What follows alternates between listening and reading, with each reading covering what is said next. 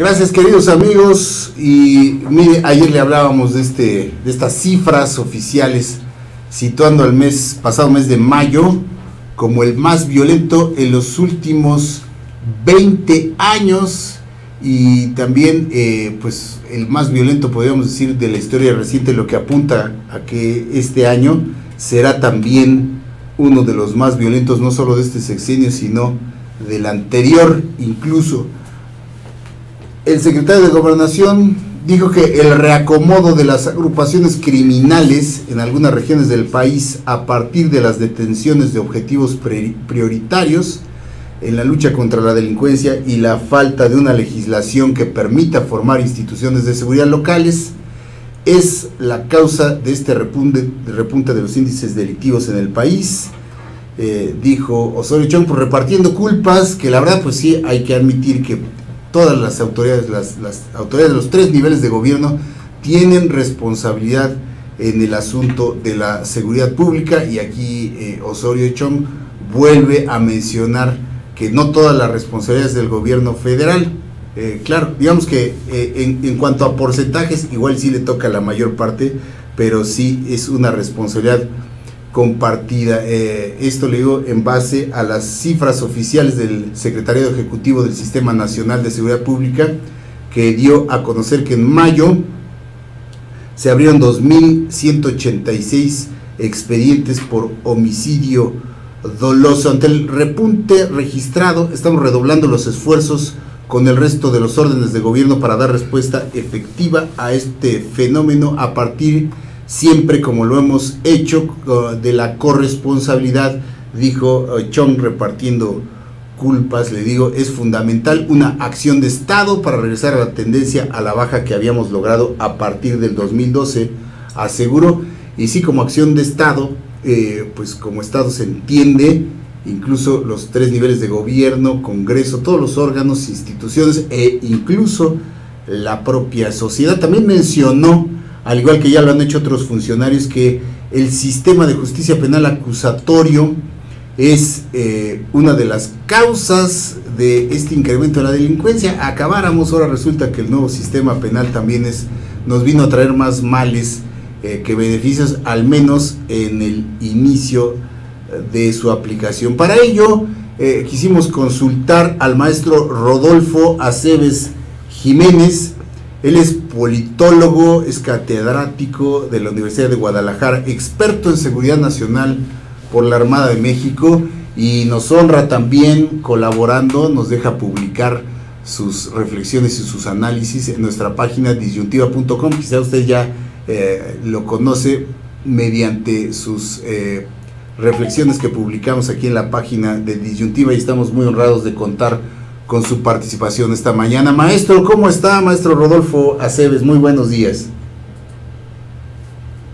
Jorge, buenos días, muchísimas gracias a ti y un saludo a todos los que nos ven.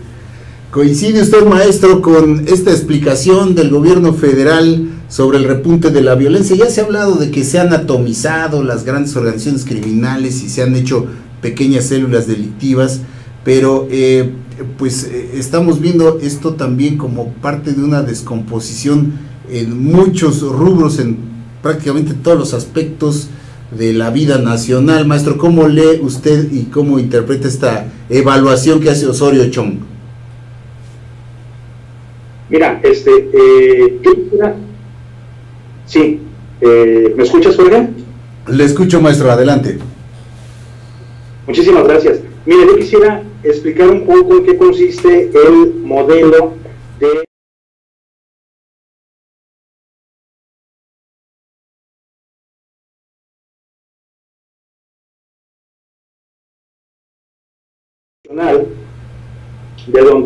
de donde se desprende luego entonces que la seguridad pública es una función que está a cargo, como bien lo estaba señalando, de la Federación, de las entidades federativas y de los municipios. Es decir, es una función de Estado en la que participan los tres órdenes de gobierno, y esta función comprende precisamente algunos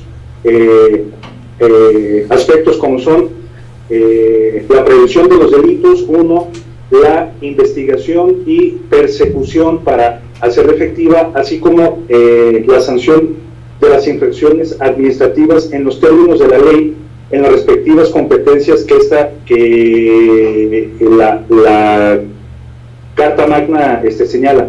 Pero mira, además de eso, el mismo texto del artículo 21 constitucional señala que la actuación de las instituciones de seguridad pública se regirá por los principios de, uno, legalidad, objetividad, eficiencia, profesionalismo, honradez y respeto a los derechos humanos que son, desde luego, reconocidos por la Constitución. Luego, entonces, en base a eso, la estructura jurídica del modelo de seguridad pública mexicano, Jorge, descansa sobre este artículo 21 constitucional, descansa también sobre la Ley General del Sistema Nacional de Seguridad Pública, y algo muy importante, descansa también sobre las leyes locales, es decir, las leyes de los estados en materia de seguridad pública. Eso es en cuanto a la estructura jurídica de la seguridad pública. En cuanto a la estructura operacional de la seguridad pública, bueno, esta se basa, Jorge, básicamente en las técnicas, las tácticas, los procedimientos, el estado de fuerza y la capacidad de fuego que tengan todas y cada uno de los cuerpos de seguridad pública. A estos dos elementos, tanto a la estructura jurídica como a la operacional, Jorge, amigos del auditorio, también se le conoce como doctrina de seguridad. ¿Por qué? Porque es de donde emana la ideología y el sustento principal en que se basa la actuación de una policía de nuestro país. Pero mira, Jorge, déjame decirte algo, déjame hablarte un poco acerca del estado de fuerza, es decir, el número de efectivos que tiene todas y cada uno de la seguridad pública del país. Se calcula, Jorge, amigos del auditorio, que a julio de 2016 existían un número equivalente a 566.179 efectivos que estaban destinados para la seguridad pública. Estos están desglosados de la siguiente manera: 243.458 de ellos son policías locales y municipales, 54.503 de ellos están adscritos a la Comisión Nacional de Seguridad, ya sea por vía de los distintos cuerpos de la Policía Federal. 213.477 elementos están adscritos a la Secretaría de Defensa Nacional y 54.741 elementos están adscritos a la Secretaría de Marina. Todo esto, empero, hace un gran estado de fuerza para toda la República, para todo el país, de 566.179 elementos. Quiero señalar, Jorge, amigos del auditorio, mira, de los 243.458 elementos que tienen las policías civiles en el país, es decir, las de los 32 estados y los de los 2.500 municipios aproximadamente, el 96% de ellos son eminentemente operativos, es decir, son los que vemos en sus calles. Así es, efectivamente, sus calles. Pero mira, ahora sí déjame señalarte algo respecto al análisis de por qué hay tanta, o por qué durante mayo creció a 2.186 los homicidios. Esto tiene causas multifactoriales, pero mira, voy a tratar cada una de ellas. Una de estas causas, Jorge, es de tipo estructural. ¿Por qué? porque en ella participan los tres poderes de la Unión y los de las entidades federativas, es decir, uno diseña, otro ejecuta y otro sanciona. Claro. Esto quiere decir que poseen diversidad de criterios para interpretar las normas. Ese es uno de los factores. Otro de los factores, Jorge, amigos del auditorio, es que existen políticas públicas insuficientes. Es decir, hay crisis dentro de las políticas económicas y laborales para fomentar y para crear el empleo por una parte, y por otra parte, Jorge, amigos del auditorio, existe debilidad dentro de las políticas sociales y educativas de cohesión social y familiar. Un ejemplo de ello, por ejemplo, en declaraciones de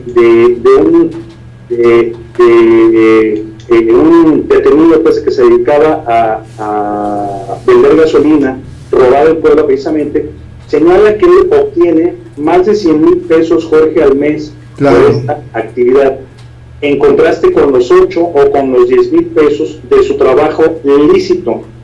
Obviamente, desde luego, esto es más atractivo para alguien ganar, sí, es mucho más rentable a ganar 8 o 10,000 pesos al mes. Eso por una parte. Por otra parte, porque las recientes declaraciones y el contenido de los dichos de Julio Santaella, presidente del INEGI, en el sentido de que las personas con color de piel más clara obtienen cargos directivos que las personas con color de piel morena, quienes obtienen precisamente de los menores.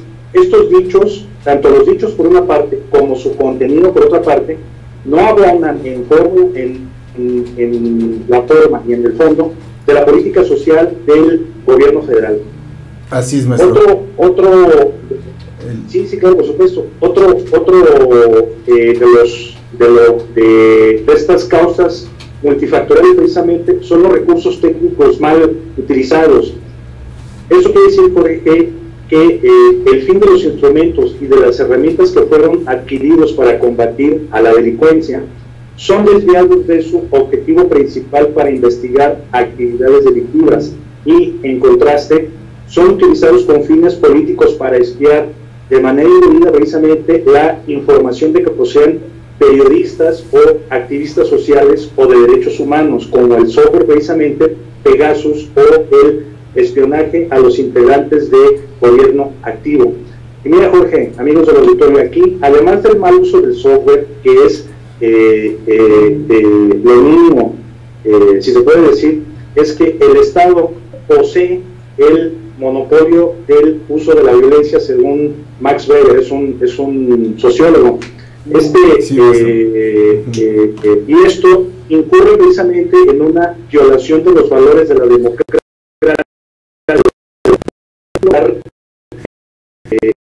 es lo que la opinión pública le está reprochando al Ejecutivo Federal, es decir, que se argumenten razones de Estado para espiar de manera indebida a opositores de su gobierno, por una parte, y por otra parte, en los ciudadanos se violan bienes jurídicos que son tutelados por los derechos a la privacidad, a la legalidad, Jorge, y a la seguridad.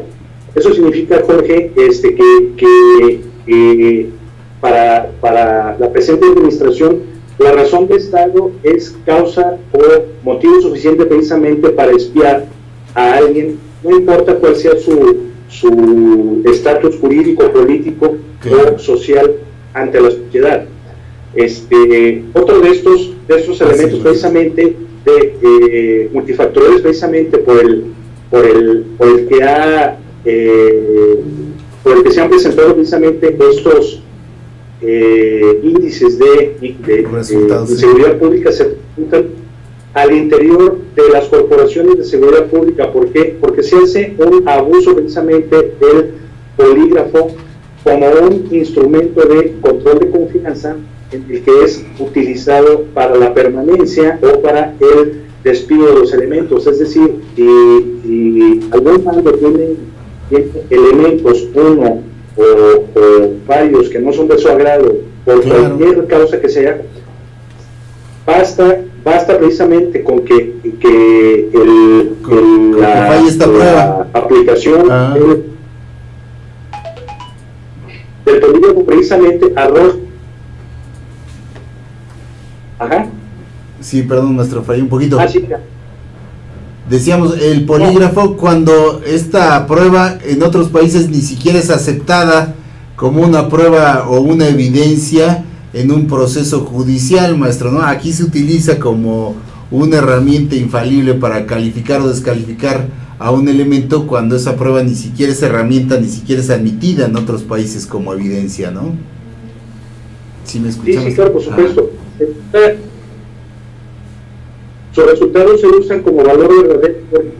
Eso en cuanto al uso, al abuso de ese instrumento. Pero mira, además hay otras causas internas dentro de las mismas corporaciones de seguridad pública. Existen diversidad de criterios operativos. Esto quiere decir que hay entidades, que hay municipios que poseen una doctrina de seguridad pública de muy baja calidad, por ejemplo, no da la verdad, o que de plano carece de ella. Mira,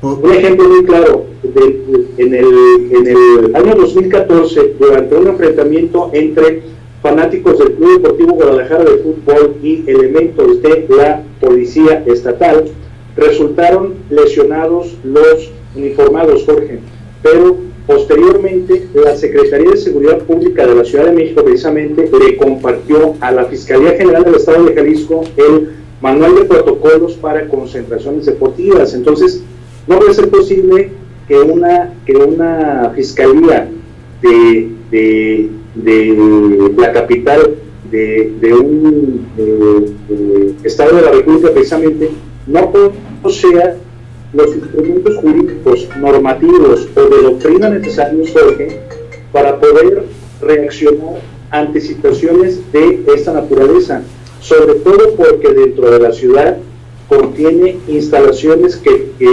por su naturaleza pueden contener a una gran cantidad de situación, como lo es el Estadio Jalisco, el estadio del Guadalajara o el Estadio 3 de Marzo de los Tecos. Entonces, no puede ser posible eso. Mira, por una parte, por otra parte, también dentro de los procesos de la impartición de justicia, Jorge, un elemento muy importante es la fabricación de los culpables. Y mira, aquí te pongo un ejemplo muy recientemente. Orlando Xolapa Sánchez tuvo que ser liberado luego de que las víctimas de los chivos expiatorios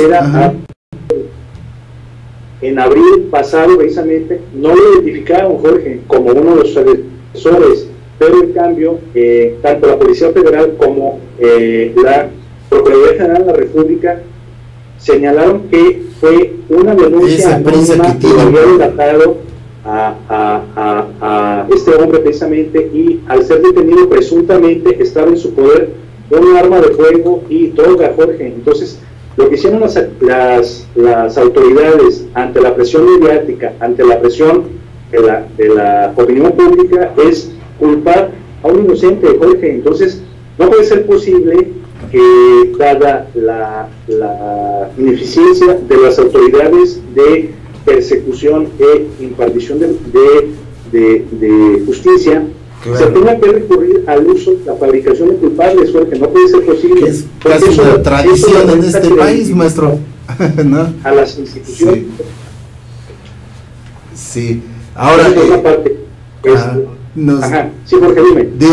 Podemos ahorita hacer una, digamos, en retrospectiva, una conclusión hasta donde vamos ahora, maestro, de que esta situación es derivada de una descomposición generalizada. O sea, tenemos un estado de fuerza que tendría que ser suficiente, si fuera efectiva, en el país para controlar y prevenir a la delincuencia. Está fallando el tema estructural, está fallando la coordinación entre los distintos niveles de gobierno. No hay trabajo de prevención, se rompe la cadena de justicia y, en fin, la conclusión, maestro, de todo lo que usted me dice ahora es que no sé cómo no estamos peor definitivamente en cuanto al índice de homicidios dolosos y de otros delitos de alto impacto. Ahora, me gustaría saber, maestro, ¿qué opina usted? Funcionarios como el jefe de gobierno de aquí de la Ciudad de México, Miguel Ángel Mancera, el propio Chong ayer, o hasta el comisionado nacional de seguridad, entre otros, han dicho que el nuevo sistema de justicia penal acusatorio es responsable también del crecimiento en el índice de delitos, debido a que pues se terminó con esta figura del arraigo, se limitó la prisión preventiva, dice Mancera. Hay muchos sujetos, y dice Sales, hay muchos sujetos que por delitos con arma de fuego salen libres, y entonces esos sujetos van a volver a delinquir. Tenemos gente que debería de estar en prisión y no lo está. Entonces ahora resulta que un sistema de justicia penal que nos vendieron como una panacea, o como el que iba a acabar precisamente con estas detenciones injustificadas y todo este tipo de malas mañas que había anteriormente, que desafortunadamente siguen habiendo, como en el caso Xolapa, usted mismo lo ejemplifica, es este nuevo sistema de justicia otro mal añadido a los muchos males que ya tenemos en el tema de seguridad y justicia. ¿Ve usted esta falla estructural en este nuevo sistema de justicia penal como la causante también de este índice mayor en los delitos en los últimos meses, sobre todo lo que va de este año, maestro? Fíjate que yo creo que es multifactorial, Jorge, pero también dentro de esos factores precisamente incide precisamente las deficiencias dentro del diseño del nuevo sistema de justicia penal acusatoria. Yo lo que quiero decir con esto, Jorge, es que todo sistema al final del día puede ser perfeccionable. Entonces, me parece luego entonces que el Ejecutivo Federal, por vía del Secretario de Gobernación, debe de poner atención en esos puntos sensibles precisamente en donde se están presentando deficiencias en la implementación del sistema de justicia penal acusatorio. ¿Por qué? Porque procesalmente lo que hace el sistema de justicia penal acusatorio, Jorge, amigos del auditorio, es que reduce las etapas procesales a 1, a 2 o a 3 solamente, en vez durante una semana o menos de una semana, contrariamente al sistema de justicia anterior, que se duraban meses y quizás hasta años para el desahogo de una sola prueba, Jorge. Entonces, sí tiene sus bondades, pero también hay que empezar a abrir el debate a las deficiencias que este sistema las correcciones respectivas de justicia penal tiene. Y sobre todo, maestro, a veces la falta de preparación de los ministerios públicos y los agentes investigadores, la mala integración de expedientes. Entonces les cambian el sistema de justicia y ahora no están todos lo suficientemente preparados para trabajar con la nueva normatividad, maestro. Exactamente. Mira, yo recuerdo precisamente para junio del año pasado, cuando se implementó el sistema de justicia penal acusatorio, había entidades del país que todavía no estaban preparadas para su implementación. Esto quiere decir, Jorge, que cuando llegó el día, si no recuerdo, creo que fue el día 18 de junio del 2016, sí, hace un año, en que se comenzó a implementar el sistema de justicia penal, precisamente, no había las condiciones técnicas o humanas precisamente de formación para poder implementarla. Entonces, en honor a la verdad, desconocemos cómo hayan salido los primeros juicios o los primeros casos en los que se empezó a aplicar al interior de nuevo en los que se empezó a aplicar este sistema de justicia, ¿no? Con deficiencias, con la falta suficiente de preparación, incluso de los propios jueces, ¿no? Ahí hemos tenido casos en los que se señalan los jueces que no están lo suficientemente preparados y empapados del nuevo sistema de justicia.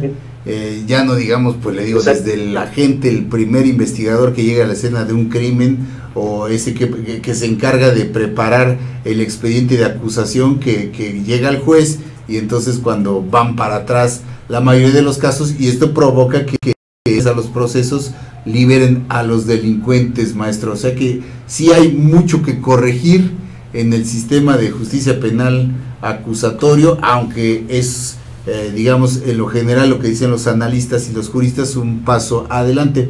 Ahora, maestro, en el tema del espionaje gubernamental es sabido, y es casi una tradición, que es el gobierno el que tiene las herramientas, el que tiene el acceso a no solo a las tecnologías de punta, como de la que se está hablando ahora, y además lo hace de manera, digamos, tradicional, como un asunto no solo de seguridad nacional, sino de estrategia política, para pues mantener, incluso saber qué es lo que está pensando los activistas, los críticos. Es de toda la vida, maestro, decíamos, no es que sea algo nuevo o que sea, aunque no deja de ser reprobable esa práctica que se hace en, yo creo que, digo, usted no me dejará mentir, a lo mejor se oye mal que lo digamos, pero hasta en los regímenes más democráticos, el gobierno espía a los ciudadanos, maestro.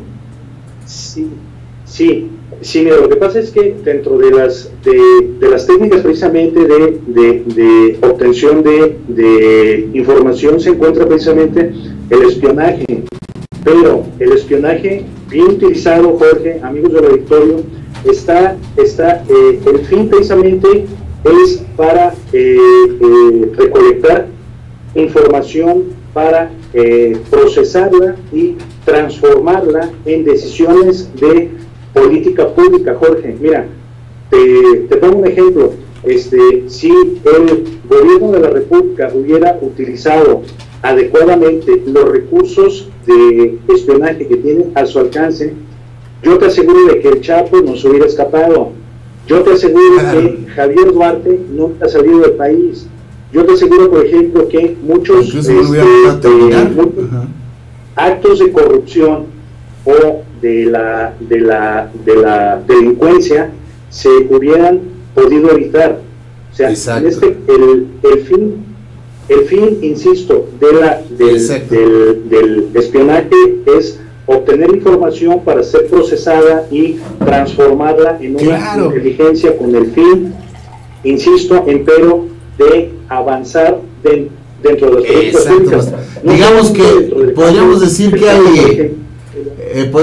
que hay una parte de lo que podríamos llamar un espionaje legítimo, por llamarlo de alguna forma, en el que ese espionaje, incluso el gobierno, utilizando esta herramienta para corregir su propio rumbo, ¿no? Estar, sí, a lo mejor espiando a los adversarios políticos, a ver qué dice la sociedad, qué dicen los catedráticos, para que precisamente vea por dónde lo está haciendo mal y corregirlo, ¿no? Como dices, maestro, por eso decíamos, todos los gobiernos espían. La cosa está en que la intención o la mala intención es la que mancha esta actividad en todo caso, ¿no?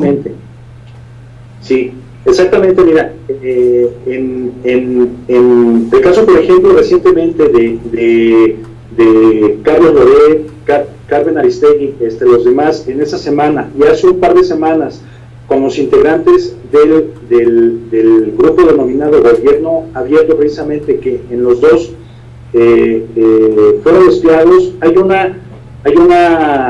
un razonamiento por el cual, aunque ya lo aceptó en este momento el Ejecutivo Federal, hay una razón muy poderosa para inferir que lo hizo el Estado. Uno, solamente el Estado tiene la capacidad técnica, económica y operativa para poder poner a funcionar un sistema de esa dimensión. O sea, no estamos hablando que es un troleo entre estudiantes de secundaria, por ver con quién sale la más bonita del salón, Jorge. O sea, estamos hablando que están escuchando, que están espiando lo que hablan o lo que dicen o la información que llega a los actores políticos, económicos y sociales, en este caso, activistas sociales y de derechos humanos, Jorge. Entonces, justamente este espionaje se presenta en momentos políticos, precisamente cuando se están dictaminando temas de interés nacional, como es el Sistema Nacional Anticorrupción, como son algunos otros temas de política pública, Jorge. Y cuando estamos iniciando y cuando estamos prácticamente a las puertas del proceso electoral 2018, maestro, además, claro, ¿no? Es claro, donde se da la coyuntura, claro, perfecta para esto, y digamos que la preocupación que hay es esta investigación que se hace del propio gobierno hacia el interior del gobierno, que decíamos, pues obviamente no va a conducir a nada, no es posible que la PGR o cualquier otro organismo o el Poder Judicial incluso vayan a concluir que que el gobierno es culpable. Eso significaría la caída no solo de un gobierno, sino de un sistema. Entonces no podemos pensar que pueda haber una conclusión en ese sentido. Desde luego sería muy iluso pensarlo, maestro. ¿Considera usted? Sí, claro, desde luego. O sea, las investigaciones desde luego a la República no van a ser unas conclusiones porque no podemos decir que se trata de un software adquirido por una gran compañía de tipo transnacional. Por tal ejemplo, la Coca-Cola, la General Motors, Mercedes-Benz, etc. ¿Por qué? Porque sería muy peligroso luego entonces que un particular sustituya sería todavía más grave encomendadas al Estado. Sería incluso todavía más grave, maestro, que incluso fuera un organismo no oficial el que tuviera este poder y esta capacidad de realizar una tarea como esta, maestro. Sí, claro, por supuesto. Y eso habla también que el mismo Estado mexicano no tiene control luego entonces de los instrumentos para poder vigilar o los instrumentos precisamente de los que solamente él puede hacer uso de ellos, nadie más. Así es. Entonces, si el Estado pierde esa capacidad, es que es algo muy grave y muy delicado lo que estuviera sucediendo al interior de los órganos de seguridad mexicanos, Jorge. Así es, maestro. Pues muchísimas gracias por esta aportación que nos da usted. Podríamos pasarnos aquí 3 horas hablando de todos estos temas de seguridad y espionaje. Le agradecemos mucho, maestro, como agradecemos siempre sus colaboraciones escritas que publicamos en disyuntiva.com y que nos ilustran constantemente de lo que está ocurriendo, no solo en temas de seguridad. Usted como politólogo también nos habla de muchos otros temas en los que nos da luz sobre diversos asuntos, y esperemos que no sea la primera y la última, maestro. Estaremos dándole lata, si usted nos lo permite, de manera recurrente. Muchísimas gracias y un abrazo, maestro Rodolfo Aceves Jiménez. Un abrazo y gracias por participar aquí en Disyuntiva TV. Igualmente, Jorge, muchísimas gracias. Saludos a todo el auditorio. Muchas gracias. Gracias, maestro. Esté muy amable. Hasta luego. ¿Cómo le ve el maestro Rodolfo Aceves Jiménez, que es catedrático, es politólogo, experto en seguridad nacional por la Armada de México, donde imparte precisamente esta cátedra? Rápidamente le comento algunos otros temas que tenemos aquí en la chistera. El fiscal de Florencia, Marcelo Viola, dictaminó que son procedentes las solicitudes de extradición de México y de los Estados Unidos